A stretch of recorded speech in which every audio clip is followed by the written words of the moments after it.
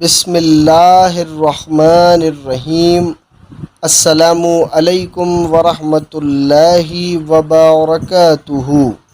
روزہ رکھنے میں بیوی کا حق بھی رعایت کرنا چاہیے۔ سیدنا عبداللہ بن عمر العاص رضی اللہ عنہ سے روایت ہے کہ رسول اللہ صلی اللہ علیہ وآلہ وسلم نے داؤد علیہ السلام کے روزے کا ذکر کیا تو فرمایا، ایک دن روزہ رکھتے اور ایک دن نہ رکھتے، اور جب دشمن سے میدان جنگ میں مقابلہ کرتے تو بھاگتے نہ تھے۔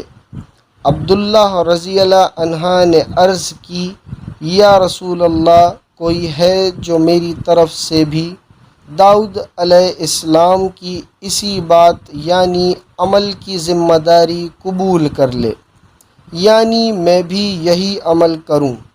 تو نبی کریم صلی اللہ علیہ وآلہ وسلم نے فرمایا، جو شخص ہمیشہ روزہ رکھے اس نے روزہ ہی نہیں رکھا۔ 2 مرتبہ آپ صلی اللہ علیہ وآلہ وسلم نے یہی فرمایا۔